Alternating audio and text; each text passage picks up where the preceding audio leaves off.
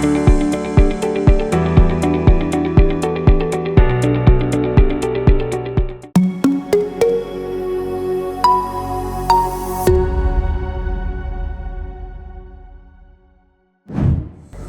sahabat PAUD yang hebat, apakah Ibu dan Bapak sudah membuka rapor pendidikan? Ibu dan Bapak masih ingat kan bahwa satuan PAUD belum memiliki profil pendidikan yang memuat laporan komprehensif mengenai kualitas layanan. Oleh karena itu, satuan PAUD perlu melakukan evaluasi diri terlebih dahulu melalui lembar perencanaan berbasis data. Sekarang, kita akan menelusuri dan memaknai lembar perencanaan berbasis data untuk satuan PAUD. Wah, terdapat beberapa lembar. Kita fokus pada 4 lembar utama dulu ya, Ibu dan Bapak. Lembar 1, evaluasi diri. Lembar pertama ini akan diisi terlebih dahulu oleh Ibu dan Bapak untuk mendapatkan gambaran kondisi satuan PAUD yang sebenar-benarnya. Lembar kedua, identifikasi. Lembar kedua ini akan berisi daftar indikator layanan yang masih perlu disediakan dan ditingkatkan kualitasnya. Indikator layanan ini akan muncul secara otomatis berdasarkan pengisian lembar pertama yang Ibu dan Bapak lakukan. Lembar 3, identifikasi, refleksi, benahi atau IRB dan rencana kerja tahunan atau RKT. Pada lembar ketiga ini, barulah Ibu dan Bapak memetakan indikator mana saja yang perlu perbaikan dan akan menjadi fokus perencanaan. Mencari akar masalah dari indikator yang memerlukan perbaikan, serta menentukan rujukan kegiatan yang dapat menjadi solusi terhadap akar masalah. Setelah itu, rangkuman ketiga hal ini dimasukkan ke dalam rencana kerja tahunan dalam bentuk yang sederhana. Rencana kerja tahunan ini nantinya akan menjadi dokumen perencanaan satuan pendidikan untuk 1 tahun ke depan. Lembar 4, rencana kegiatan dan anggaran sekolah atau RKAS. Lembar terakhir ini digunakan untuk membantu satuan PAUD merencanakan kegiatan yang memerlukan anggaran. Sekarang, kita akan bahas indikator layanan yang terdapat dalam rapor PAUD. Ibu dan Bapak masih ingat dengan 2 dimensi rapor PAUD? 2 dimensi itu adalah setiap dimensi ini terdiri dari beberapa indikator capaian mutu satuan pendidikan yang akan terlihat pada lembar evaluasi diri. Capaian mutu setiap indikator disajikan sesuai dengan hasil yang dicapai satuan PAUD.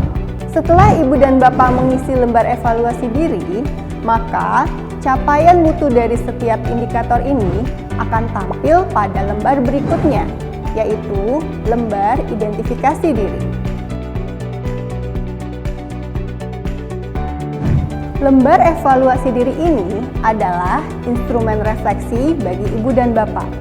Melalui lembar ini, satuan PAUD dapat melakukan identifikasi terhadap capaian dari masing-masing indikator.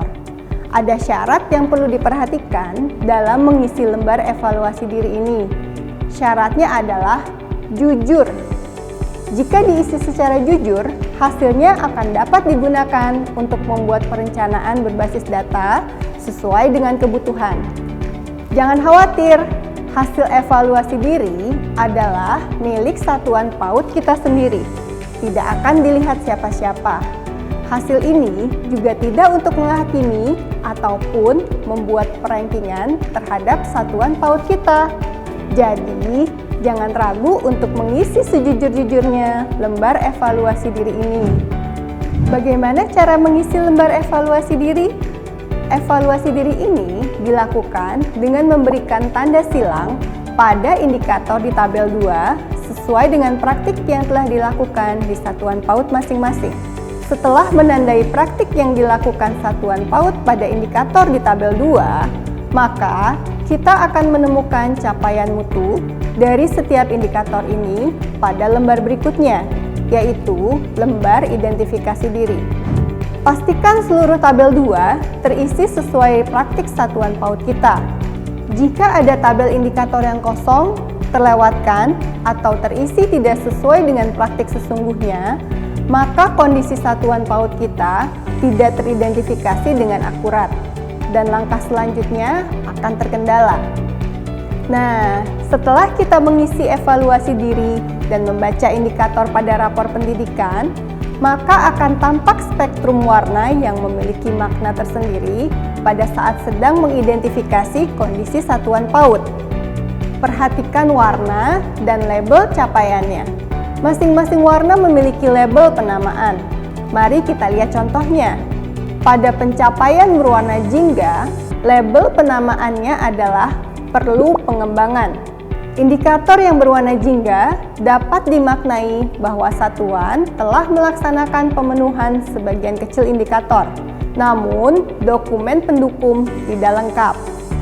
Selanjutnya, pada pencapaian berwarna kuning, label penamaannya adalah prakondusif.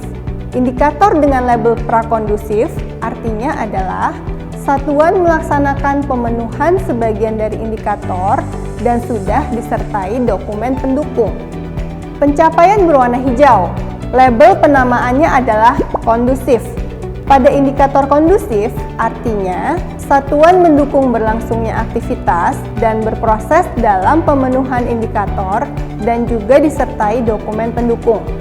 Pencapaian berwarna biru, label penamaannya adalah prima.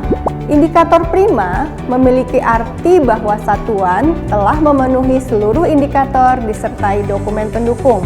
Meskipun mencapai kategori prima, perbaikan diharapkan tetap dilakukan agar peningkatan kualitas layanan terus berlangsung.